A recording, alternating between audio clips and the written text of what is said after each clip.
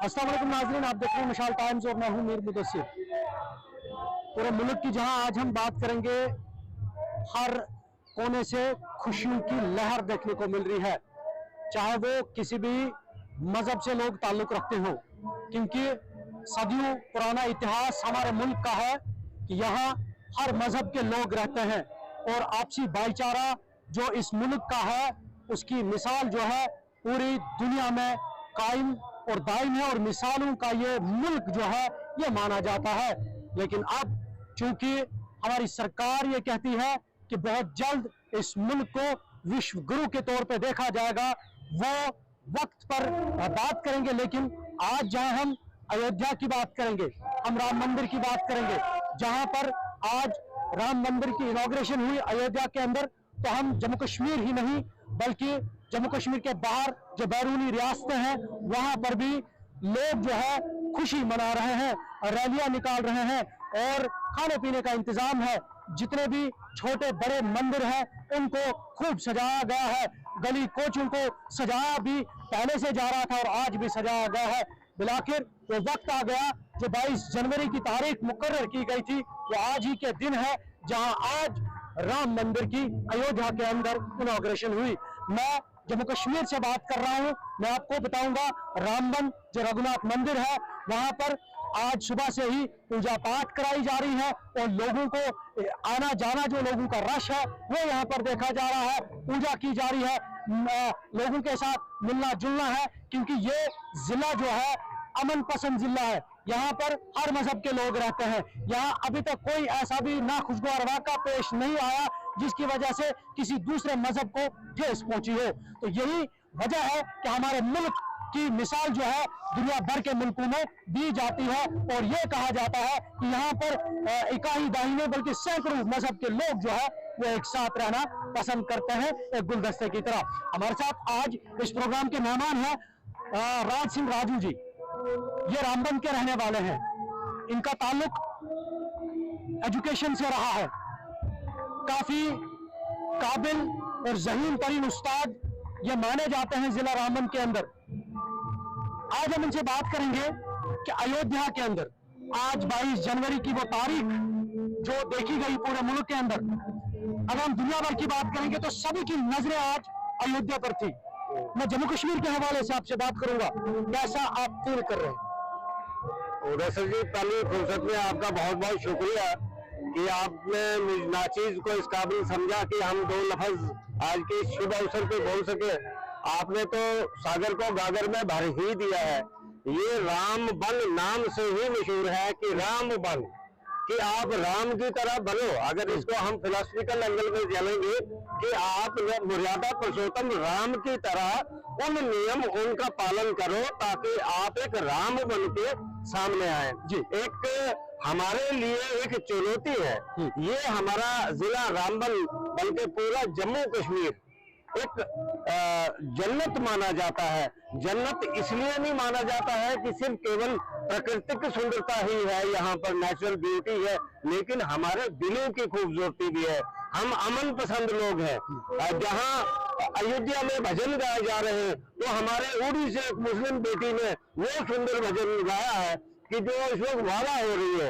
हमारे रामबन की बात करेंगे तो जब हम घर से निकलते हैं तो हमारे तरफ दाएं तरफ ज़ियारत है, बिल्कुल फरीद अली बगदादी साहब की, हम एक सजदा उधर को करते हैं। और जब आगे निकलते हैं तो रघुनाथ मंदिर है, उसकी तरफ सजदा करते हैं। यहाँ एक मुस्लिम फूल देता है, दूसरा हिंदू जो है वो प्रसाद देता है। यही हमारी जम्मू कश्मीर की संस्कृति है, कल्चर है। और यही मैसेज आज के दिन है कि पूरे विश्व में एक राम राज्य हो। राम राज्य का अर्थ है कि जहाँ अमन हो, जहाँ शांति हो, जहाँ भाईचारा हो, जहाँ किसी पेड़ को भी चोट ना लगे, जहाँ किसी जीव को कोई जिसमें भी जो लिविंग क्रिएचर है उसको भी जो है तकलीफ ना पहुंचे। ये उमंग लेके भारत जो है विश्व गुरु बनने के लिए प्रयास कर रहा है। अगर हम जम्मू कश्मीर की बात करेंगे तो ये एक गुलदस्ता तो है ही, इसमें हर मजहब के लोग रह रहे हैं। ईद होती है तो जो सनातन धर्म के लोग हैं वो मुबारकबादी के लिए आते हैं, दीपावली होती है तो मुसलमान बरादरी के लोग उनमें शामिल होते हैं। तो ये कैसा एक मैसेज है जम्मू कश्मीर से जिसकी मिसाल हमारे मुल्क में दी जाती है? देखिए मुदस्सिर जी, रामबन रामबन एक ऐसी धरती है कि जो आधा जम्मू से है और आधा कश्मीर के साथ। ठीक। हमारा एक मिक्स्ड कल्चर है। 1947 में भी रामबन में कुछ इस तरह का कोई हादसा नहीं हुआ, और उस वक्त हिंदू लोगों ने, जो मुस्लिम लोग थे उनकी भैंसें जो छोड़कर वो जब भाग गए थे, हमारे बुजुर्ग कहते हैं, तो हिंदू लोगों ने वो सुपुर्दनामे पे रखी थी संभाल के। हाँ, और जैसे ही, हालांकि कुछ हालात खराब नहीं हुए थे, लेकिन कुछ शको शुबा थे ऐसे, और जैसे वो वापस आए वो भैंसें उनको वापस दी गई, क्योंकि अमानत में खयानत नहीं ली जाती है। यही राम राज्य है जी। हम आज के समारोह की बात करेंगे अयोध्या में, मतलब अगर हम वजीर आजम की बात करेंगे, हम दीगर जो हमारे इंटेलेक्चुअल तबकात हैं इस मुल्क के रहने वाले, सभी के चेहरों पर मुस्कान है। किसी भी मजहब से लोग ताल्लुक रखने वाले हों, राम मंदिर की इनॉग्रेशन हुई, वहाँ पर अब बाज़ाब्ता तौर पे लोगों को जो है पूजा के लिए अब कोई रुकावट नहीं होगी। तो किस नज़र से आप देखते हैं कि सरकार की ये जो पहल रही है इस राम मंदिर को बनाने के लिए, या वहाँ पर जो अलग अलग जो मूर्तियाँ हैं, अलग अलग जो भगवान हैं उनको स्थापित किया गया, उस हवाले से क्या कहेंगे? सरकार की या जो वहाँ की एडमिनिस्ट्रेशन है उनकी कितनी पहल अच्छी रही, और ये ऐसे इतने छोटे से वक्त में तमाम चीजें जो है तैयार हो गई? मुदस्सिर जी, बहुत अच्छी बात आपने कही कि ये केवल राम मंदिर नहीं है, ये हमारी संस्कृति है, ये हमारा कल्चर है। मैं आपको इंडोनेशिया की बात बताऊंगा। आप जानते हैं कि इंडोनेशिया एक प्योर मुस्लिम कंट्री है। बिल्कुल, वहाँ की और वहाँ के लोग जो है करेंसी के साथ साथ रामलीला भी करते हैं। बिल्कुल, करेंसी पर भी है और एक हमारे पाकिस्तान से एक नेता वहाँ चले गए, उन्होंने कहा भाई मुसलमान होकर ये क्या कर रहे हो? तो बड़ा सुंदर सा जवाब वहाँ के इंडोनेशिया के व्यक्ति ने दिया था कि देखिए साहब, हमने अपना मजहब बदला है, हमने अपनी संस्कृति नहीं बदली है। ये हमारी संस्कृति है, ये हमारी विरासत है। ये केवल हिंदुस्तान नहीं बल्कि पूरे विश्व के लिए जो है एक इस वक्त जो हमारी मौजूदा सरकार है उसने एक मैसेज दिया है कि हम सारे मिलकर भारत को विश्व गुरु बना सकते हैं। हमें एकता होनी चाहिए, हमें भाईचारा होना चाहिए, हमें आपस में प्रेम होना चाहिए। वैसा ही जैसा भगवान राम ने शिवरी के जूठे बैर खाए थे, वही प्रेम होना चाहिए। जबकि वो रात की नीच थी और उसको वहाँ चश्मे पर पानी पीने नहीं दिया जाता था।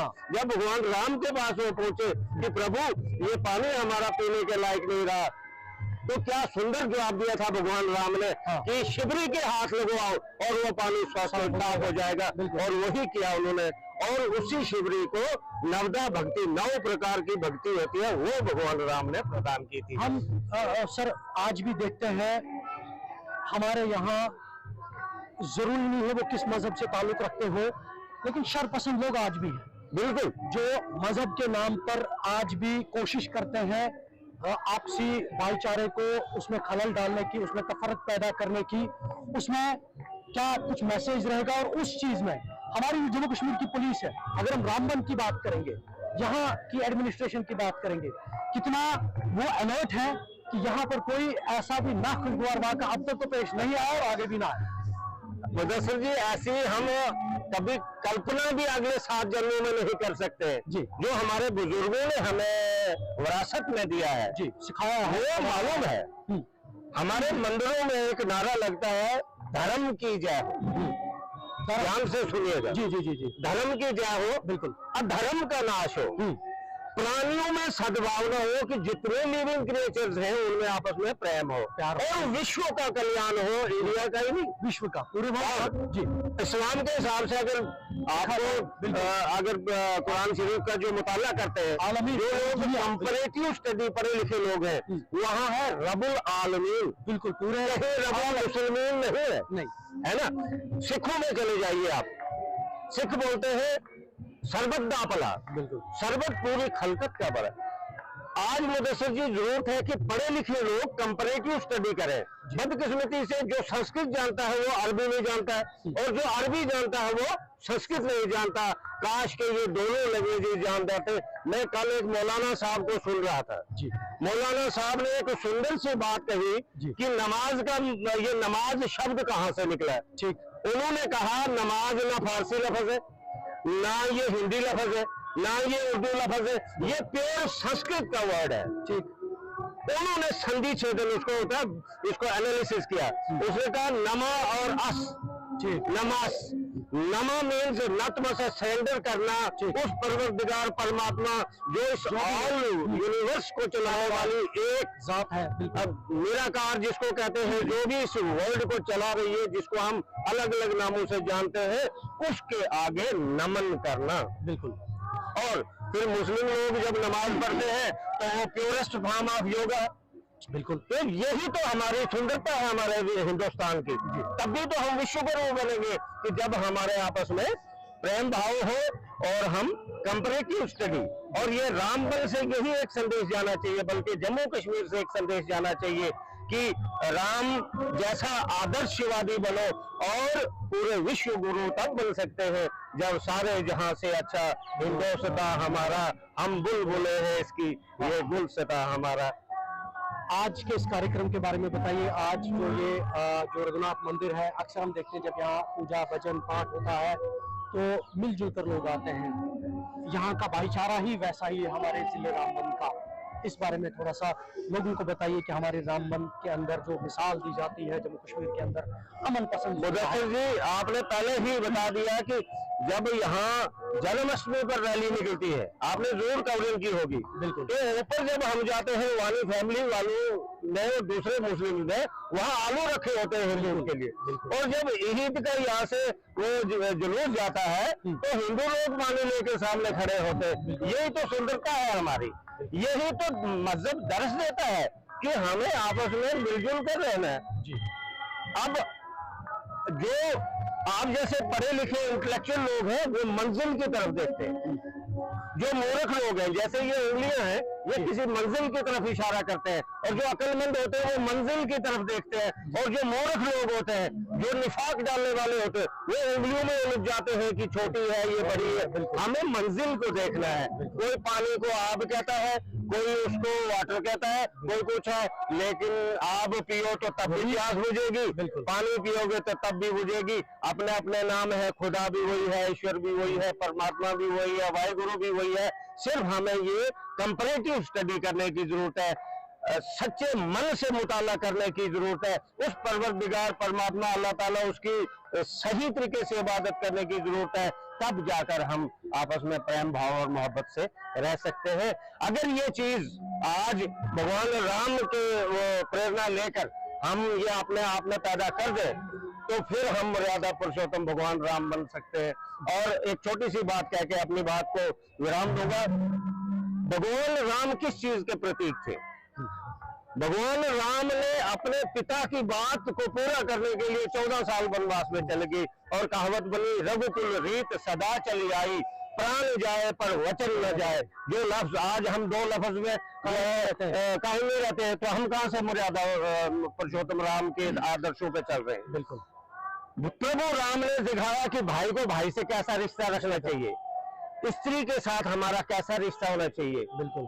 प्रभु राम अपनी स्त्री को छोड़कर बाकी किसी स्त्री के साये के साथ भी नहीं छूता था, उसको माता कह के पुकारता था। बिल्कुल। और ये चीजें अगर हम में आ जाए तो तभी हमारी संस्कृति रह सकती है। और डॉक्टर इकबाल की एक लाइन और बता दूंगा कि यूनान मिस्र रोमा सब मिट गए जहां से, अब तक मगर है बाकी नाम और निशा हमारा। बिल्कुल। देश कब खत्म होता है? जब हमारी संस्कृति, हमारा कल्चर, हमारा जो रवायतें हैं, हमारे जो कस्टम्स हैं, ये अभी आप पगड़ी देख रहे हैं, ये इन पहाड़ी इलाकों का हमारा एक कल्चर है, इसको पहनना। बिल्कुल। तो ये एक रवायत है।